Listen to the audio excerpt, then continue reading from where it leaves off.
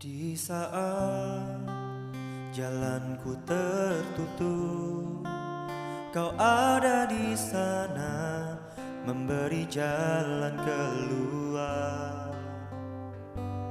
Pahitnya sebuah kenyataan, Kau ada di sana memberiku kekuatan. Kau satu-satunya harapan, satu-satunya jawaban, tempat hatiku percaya. Kau satu-satunya harapan, satu-satunya jawaban, kepadamu Tuhan hatiku bersandar.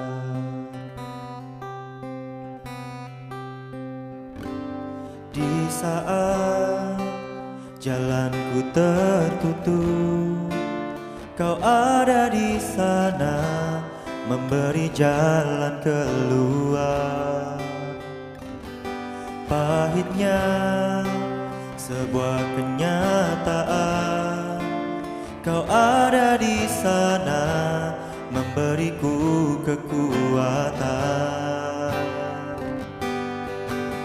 Kau satu-satunya harapan, satu-satunya jawaban, tempat hatiku percaya. Kau satu-satunya harapan, satu-satunya jawaban, kepadamu Tuhan hatiku bersandar. Kau satu-satunya harapan, satu-satunya jawaban, tempat hatiku percaya. Kau satu-satunya harapan, satu-satunya jawaban, kepadamu Tuhan hatiku bersandar. Kepadamu Tuhan hatiku bersandar. Kepadamu Tuhan hatiku bersandar. Oh, Kaulah satu-satunya yang kami andalkan Tuhan. Kaulah harapan kami, Yesus. Haleluya, haleluya. Kaulah harapan kami. Terima kasih Tuhan. Haleluya, haleluya. Kaulah sumber pengharapan kami, Kau yang kami andalkan, oh Yesus, oh Yesus.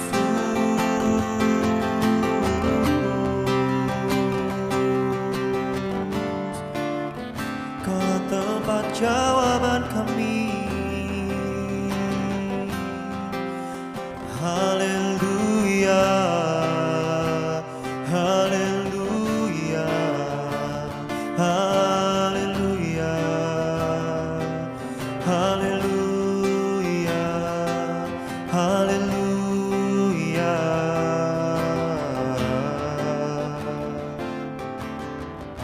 Ya nama Yeshiranamu.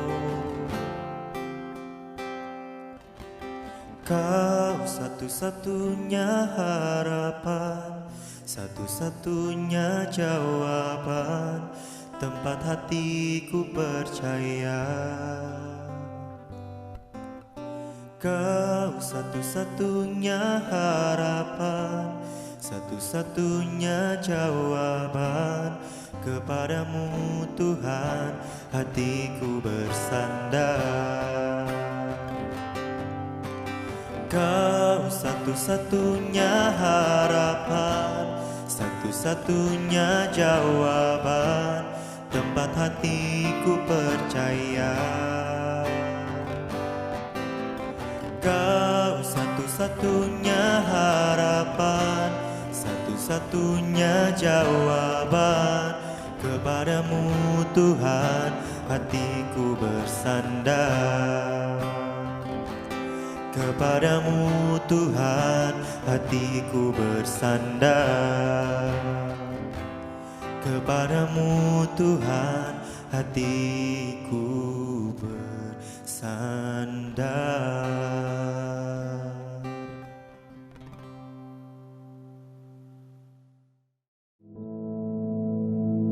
Our Father, which art in heaven, hallowed be thy name. Thy kingdom come, thy will be done in earth as it is in heaven. Give us this day our daily bread, and forgive us our debts, as we forgive our debtors. And lead us not into temptation, but deliver us from evil. For thine is the kingdom, and the power, and the glory, forever. Amen.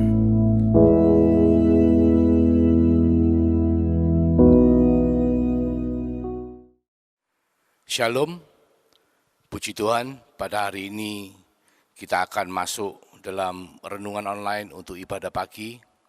Mari kita satukan hati, kita tundukkan kepala, kita berdoa. Terima kasih untuk penyertaan-Mu, terima kasih untuk firman-Mu. Bukakan mata hati kami, bukakan telinga rohani kami supaya kami mendengar suara-Mu. Terima kasih Tuhan, dalam nama Yesus, amin. Puji Tuhan, kita akan masuk dalam satu topik yang sering kali terjadi dalam kehidupan kita sehari-hari. Yaitu apa? Jangan menghakimi. Seringkali dalam kehidupan banyak sekali perbedaan-perbedaan yang membuat kita akhirnya masuk ke dalam satu tindakan yang firman Tuhan katakan jangan kita lakukan, yaitu apa? Menghakimi. Mari kita masuk baca di Matius 7 ayat 1. Jangan kamu menghakimi, supaya kamu tidak dihakimi. Karena dengan penghakiman yang kamu pakai untuk menghakimi, kamu akan dihakimi. Dan ukuran yang kamu pakai untuk mengukur akan diukurkan kepadamu. Mengapakah engkau melihat selumbar di mata saudaramu, sedang balok di dalam matamu tidak engkau ketahui? Bagaimanakah engkau dapat berkata kepada saudaramu, biarlah aku mengeluarkan selumbar itu dari matamu, padahal ada balok di dalam matamu. Hai orang munafik, keluarkanlah dahulu balok dari matamu, maka engkau akan melihat dengan jelas untuk mengeluarkan selumbar itu dari mata saudaramu. Jadi firman Tuhan jelas mengatakan, jangan kita menghakimi orang lain. Karena seringkali ketika kita menghakimi, kita lupa dengan apa yang kita lakukan sendiri. Di Roma 14 ayat 4 dikatakan, siapakah kamu sehingga kamu menghakimi hamba orang lain? Entahkah dia berdiri, entahkah dia jatuh. Itu adalah urusan tuannya sendiri. Tapi ia akan tetap berdiri karena Tuhan berkuasa menjaga dia terus berdiri. Rasul Paulus di Roma juga mengingatkan kita supaya kita tidak menghakimi orang lain. Ada 5 alasan, saudaraku, kalau kita mau teliti supaya kita tidak jatuh ke dalam perbuatan yang tidak benar, yaitu menghakimi. Yang pertama, apa yang kita lihat seringkali belum tentu benar. Kedua, standar kebenaran setiap orang itu tidaklah sama, saudara, karena kita memiliki budaya-budaya yang berbeda, cara melihat dunia dengan kacamata masing-masing, dan itu tidak sama. Ketiga, tidak ada satupun dari saudara dan saya yang lolos dari standarnya hukum Taurat. Jadi kalau kita mau pakai hukum Taurat sebagai standar, maka tidak ada satupun dari kita yang bisa melewati semua itu. Kita pasti jatuh di dalam kategori sebagai orang berdosa. Keempat, kita semua akan dihakimi sesuai dengan takaran kita pakai menghakimi orang lain. Kelima, kasih sanggup mengubahkan dan mengampuni. Jadi setiap daripada kita bisa berubah, bukan tidak bisa berubah. Kalau kita lihat di 1 Samuel 1 ayat 12-14, ada satu perikop di mana Hana yang dikatakan tidak bisa memiliki anak karena kegelisahan dan kesusahan dirinya, maka dia setiap hari datang ke bait Allah dan dia berdoa. Tetapi apa yang terjadi, saudaraku? Mari kita baca. Ketika perempuan itu terus-menerus berdoa di hadapan Tuhan, maka Eli mengamat-ngamati mulut perempuan itu.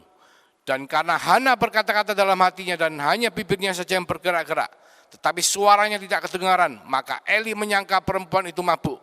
Lalu kata Eli kepadanya, berapa lama lagi engkau berlaku sebagai orang mabuk? Lepaskan dirimu daripada mabukmu.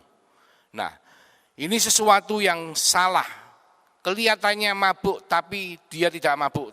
Dia berdoa kepada Tuhan. Karena dia ingin supaya bisa mendapatkan anak. Dan Imam Eli karena dia tidak mengerti dengan benar, dan dia mengatakan bahwa perempuan ini mabuk. Jadi seringkali dalam kehidupan kita melihat sesuatu, kita menganggap kita benar dan kita menyalahkan orang itu, kita menghakimi orang itu. Tapi ternyata apa yang kita lihat itu belum tentu benar. Saudara tahu ada satu cerita yang sangat luar biasa dari seorang motivator, Stephen Covey, ya, pengarang dari buku 7 Highly Effective Habit Person, ya, New York bestseller, sangat terkenal. Beliau sudah meninggal tahun 2012. Satu hari dia punya acara seminar di kota di mana ibunya tinggal, dan ibunya ikut menghadiri. Tapi karena ibunya telat, ibunya tidak bisa dapat duduk di paling depan, tapi dia duduk di tengah-tengah. Dan selama seminar itu diadakan, sesi pertama, dia melihat ada 2 orang di depan, duduk di depan, selalu ngomong-ngomong satu dengan lain, tidak terlalu serius untuk mendengarkan penjelasan daripada anaknya, Stephen Covey. Dan mamanya, ibunya ini merasa jengkel sekali, merasa dongkol. Dia merasa kenapa orang itu tidak menghargai anak saya, padahal anak saya ini pembicara kelas dunia, padahal seminar ini juga bukan seminar yang murah, tapi mereka selalu sibuk satu sama lain berbicara, tidak mendengarkan penjelasan daripada anaknya.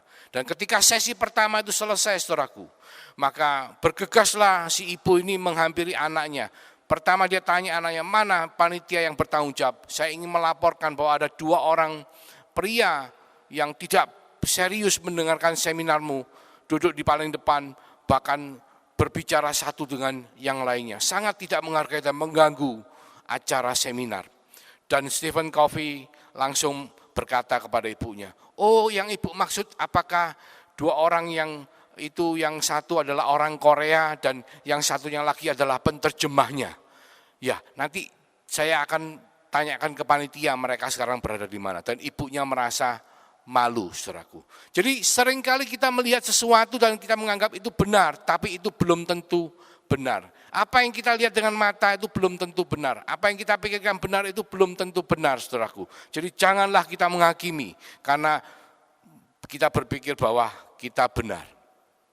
Karena standar kebenaran kita juga tidak sama. Yang kedua, setiap orang punya cara melihat dan cara berpikir, worldview-nya tidak sama, budayanya juga tidak sama. Mungkin kalau kita melihat budaya barat, ketika seorang anak memanggil nama bapaknya dengan nama panggilan kecil, misalnya orang tuanya namanya Bambang, dia manggil Bang, itu kita sebagai orang timur kita akan menganggap anak itu tidak sopan, anak itu jambal, anak itu tidak menghargai orang tua. Tetapi pada budaya orang barat itulah sesuatu yang wajar, bahkan menunjukkan satu keakraban antara orang tua dengan anak, karena panggilan itu hanya sekedar panggilan, tapi yang lebih penting lagi adalah hubungan mereka berdua. Di Roma 12 ayat 18 dikatakan, sedapat-dapatnya kalau hal itu tergantung padamu, hiduplah dalam perdamaian dengan semua orang. Di 1 Petrus 3 ayat 11 dikatakan, ia harus menjauhi yang jahat dan melakukan yang baik, ia harus mencari perdamaian dan berusaha mendapatkannya. Jadi janganlah kita menghakimi orang lain, karena standar apa yang kita pikir itu belum tentu sama, saudaraku. Saudara tahu kalau kita makan mie yang ada kuahnya sedikit ya. Kadang-kadang kita ketika kita sangat lapar, kita makan dengan bergegas, kita mengeluarkan suara, kita menyeruput mie yang kita makan, kita mengeluarkan suara seperti Nah, beberapa orang akan menganggap apa yang kita lakukan itu tidak sopan, saudaraku. Karena apa? Makan mie, kalau makan jangan mengeluarkan suara. Nanti itu kelihatan kita tuh seperti orang tidak punya budi pekerti. Tetapi saudara tahu, kalau di Jepang, ketika kita diundang oleh seorang rumah yang menjamu kita dengan mie yang ada kuahnya, dan kita makan dengan pelan-pelan dan tidak mengeluarkan suara, itu malah merupakan satu penghinaan. Seakan-akan kita mengatakan mie yang kita makan, noodle, udang, ramen yang kita makan itu tidak enak. Karena ketika mereka merasakan enak dan mereka menikmati mie itu, maka mereka akan mengeluarkan suara menyeruput.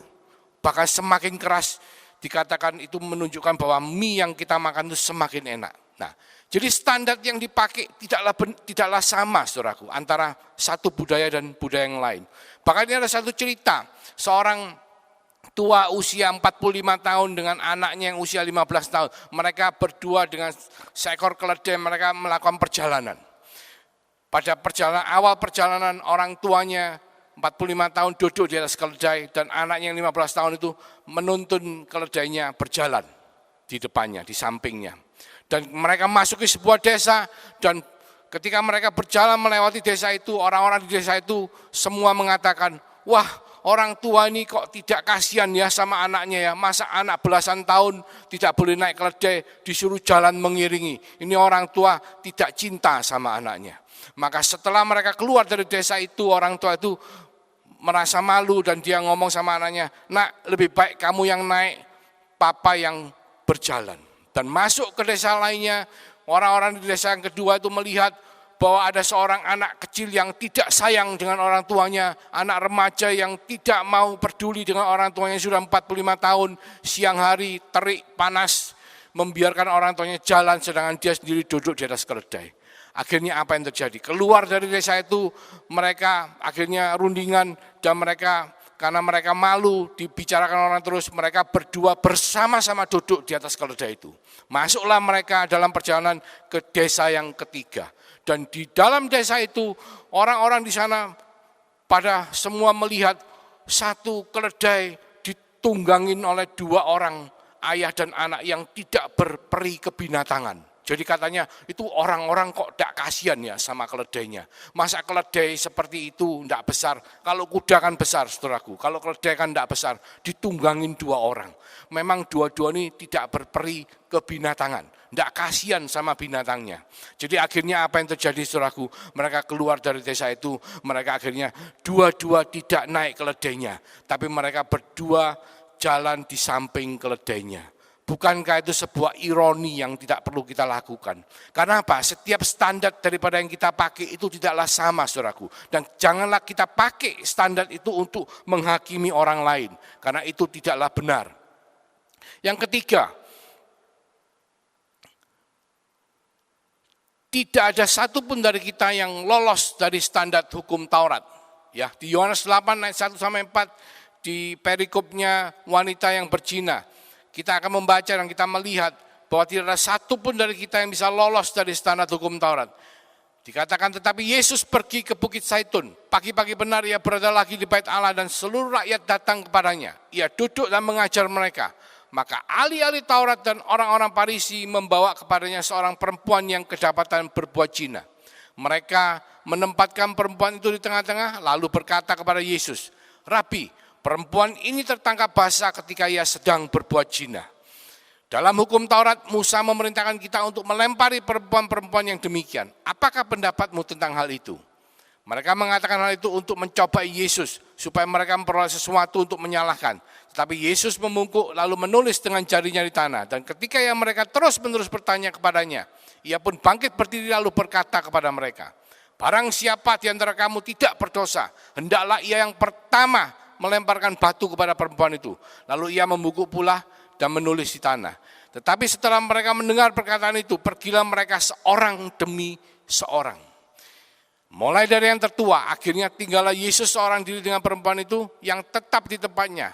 Lalu Yesus panggil berdiri dan berkata kepadanya, hai perempuan, di manakah mereka? Tidak adakah seorang yang menghukum kau? Jawabnya, tidak ada Tuhan. Lalu kata Yesus, aku tidak menghukum kau, pergilah dan jangan berbuat dosa lagi mulai dari sekarang. Karena apa saudaraku? Karena tidak ada satupun yang tidak berdosa. Kalau saudara merasa saudara tidak berdosa, silakan saudara boleh menghakimi orang lain. Itu yang Tuhan maksud. Tapi kalau ketika saudara pun tidak lolos dari standar hukum Taurat atau saudara pun adalah orang yang berdosa, janganlah kita menghakimi orang lain. Di Roma 3, 10, 12 dikatakan, tidak ada yang benar, seorang pun tidak. Tidak ada seorang pun yang berakal budi, tidak ada seorang pun yang mencari Allah. Semua orang telah menyeleweng, mereka semua tidak berguna.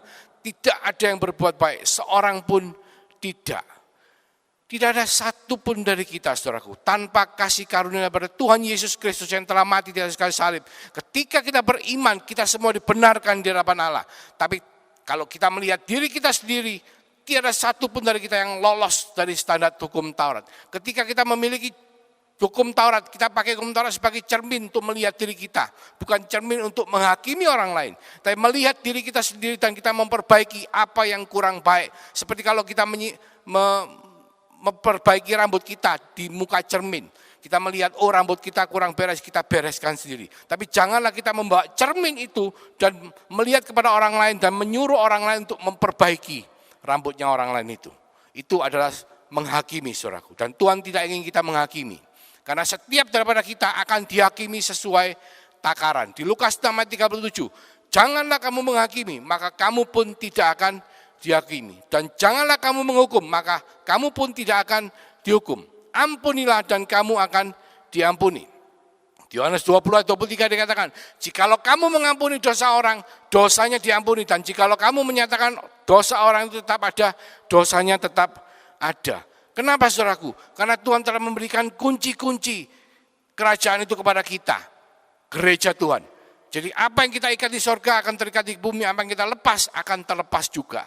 Ketika kita menghakimi orang, kita tidak mengampuni dosa orang itu, kita mengatakan orang itu bersalah, maka orang itu dosanya tetap ada. Hati-hati saudaraku, kita akan dihakimi sesuai takaran. Di Wahyu 20 ayat 12 pada akhir zaman, dan aku melihat orang-orang mati besar dan kecil berdiri di depan tahta itu, lalu dibuka semua kitab, dan dibuka juga sebuah kitab lain, yaitu kitab kehidupan. Dan orang-orang mati dihakimi menurut perbuatan mereka, berdasarkan apa yang tertulis di dalam kitab-kitab itu. Biarlah kitab-kitab itu yang dipakai Tuhan untuk menghakimi setiap saudara dan saya. Tapi janganlah kita bertindak sebagai hakim untuk menghakimi siapapun itu. Karena Tuhan tidak ingin kita menghakimi orang lain. Yang terakhir saudaraku, bahwa kasih sanggup mengubahkan dan mengampuni setiap orang.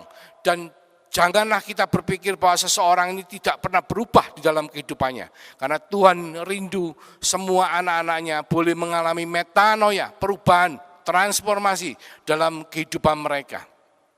Karena kasih itu sabar, kasih itu murah hati, ia tidak cemburu, ia tidak memegahkan diri dan tidak sombong, ia tidak melakukan yang tidak sopan dan tidak mencari keuntungan diri sendiri, ia tidak pemarah dan tidak menyimpan kesalahan orang lain, ia tidak bersukacita karena ketidakadilan, tetapi karena kebenaran, ia menutupi segala sesuatu, percaya segala sesuatu, mengharapkan segala sesuatu, sabar menanggung segala sesuatu, kasih tidak berkesudahan, nubuatan akan berakhir, bahasa roh akan berhenti, pengetahuan akan lenyap. Jadi kasih yang Tuhan berikan kepada saudara dan saya yang ada dalam kehidupan setiap daripada kita, itu adalah luar biasa saudaraku. Kasih itu akan membuat kita sanggup untuk mengubah diri kita, akan membuat kita berubah. Seperti ceritanya dari Santo Agustinus, Saint Augustine. Saudara tahu Santo Agustinus dulunya ketika dia remaja, dia adalah seorang yang suka bermabuk-mabukan, suka, pergi dengan wanita-wanita nakal, bahkan tinggal bersama dengan wanita-wanita nakal tersebut selama belasan tahun. Dan ibunya adalah seorang yang saleh, aktivis gereja, sangat taat kepada Tuhan. Ibunya tidak pernah berhenti berdoa, mendoakan anaknya agar supaya anaknya dijamah oleh Tuhan dan mengalami perubahan dalam kehidupannya. Belasan tahun saudaraku, Santo Agustinus itu tinggal bersama wanita nakal, tanpa punya ikatan suami istri. Ketika saatnya dia mau menikah, dia dijodohkan oleh seorang wanita dari keluarga yang baik-baik. Tapi apa yang terjadi saudaraku? Tuhan menjamah kehidupan Santo Agustinus. Akhirnya apa? Dia bukannya menikah, dia malah mengabdikan dirinya ke dalam gereja menjadi orang-orang kudus sehingga dipanggil sebagai Saint Agustin atau Santo yang kita kenal dalam bahasa Indonesia sebagai Santo Agustinus. Jadi tidak ada satu pun dari kita yang tidak bisa berubah, saudaraku. Meskipun kita mungkin melihat saudara kita, teman kita, orang-orang sekitaran kita mungkin mereka mengalami situasi kehidupan yang tidak baik sehingga banyak orang menghakimi mereka sebagai orang-orang yang tidak baik. Tapi kita percaya ketika mereka masih punya pengharapan di dalam Yesus, masih punya pengharapan dalam kasih yang sanggup mengubahkan mereka sehingga mereka bisa menjadi orang yang lebih baik. Seperti cerita daripada Santo Agustinus, dari seorang yang sangat dikatakan liar dalam kehidupan, bermabuk-mabukan setiap hari, tinggal bersama wanita nakal, bahkan tidak menikah tapi tinggal serumah selama belasan tahun. Tetapi pada akhirnya ketika Tuhan menjamah dia mengalami perubahan dan dia bertobat, dia menjadi orang yang baik. Oleh karena itu saudaraku, jangan menghakimi. Dikatakan di 1 Yohanes 4 ayat 8 sampai 11, barang siapa tidak mengasihi, ia tidak mengenal Allah, sebab Allah adalah kasih. Dalam hal inilah kasih Allah dinyatakan di tengah-tengah kita, yaitu bahwa Allah telah mengutus anaknya yang tunggal ke dalam dunia, supaya kita hidup olehnya. Inilah kasih itu. Bukan kita yang telah mengasihi Allah, tapi Allah yang telah mengasihi kita, dan yang telah mengutus anaknya sebagai pendamaian bagi dosa-dosa kita. Saudara-saudaraku yang kasih, jikalau Allah sedemikian mengasihi kita, maka haruslah kita juga saling mengasihi. Mari kita belajar untuk mengasihi saudara kita. Kita belajar untuk tidak menghakimi mereka. Di ayat 21 katakan, dan perintah ini kita terima dari dia, barang siapa mengasihi Allah, ia juga harus mengasihi saudaranya. Dengan tidak menghakimi saudara kita, orang lain, maka kita melakukan perintah Tuhan, yaitu apa? Kita mengasihi saudara kita. Saudaraku, 5 alasan untuk kita tidak menghakimi. Yang pertama, bahwa standar yang pertama, apa yang kita lihat benar itu belum tentu benar. Yang kedua, standar kebenaran dari setiap orang tidaklah sama. Setiap budaya punya kebiasaan yang sendiri-sendiri. Kadang kita merasa menurut kita benar, tapi pada budaya lain itu tidak benar. Ketiga, tidak ada satu pun dari kita yang bisa lolos dari standar hukum Taurat, karena kita semua adalah manusia berdosa, karena kita semua adalah keturunan Adam. Hanya karena kasih karunia daripada Tuhan Yesus Kristus, dengan iman kita yang mampukan kita semua dibenarkan di hadapan Allah. Keempat, setiap daripada kita akan dihakimi sesuai dengan takaran yang kita pakai untuk menghakimi orang lain. Oleh karena itu, saudaraku, jangan menghakimi. Dan yang terakhir, bahwa kasih itu sanggup untuk mengubahkan setiap daripada kita dan sanggup untuk mengampuni kita, seperti cerita daripada Santo Agustinus. Mari kita berdoa. Terima kasih Tuhan untuk firman yang boleh kami terima. Biarlah firman itu bukan hanya kami terima dan kami mengerti, tapi biarlah firman itu boleh dimeteraikan untuk kami lakukan dalam kehidupan kami. Karena kami percaya ketika berkat yang Kau limpahkan kepada setiap daripada kita, melalui kasih karunia kepada Tuhan Yesus Kristus, dan melalui meterai Roh Kudus yang selalu menyertai, melindungi, memberkati setiap saudara dan saya, untuk kita boleh hidup menjadi berkat. Mulai daripada saat ini Tuhan, sampai Engkau datang yang kedua kalinya, bahkan sampai Maranatha. Di dalam nama Yesus Kristus kami semua yang percaya Tuhan, sama-sama mengatakan amin. Tuhan Yesus memberkati.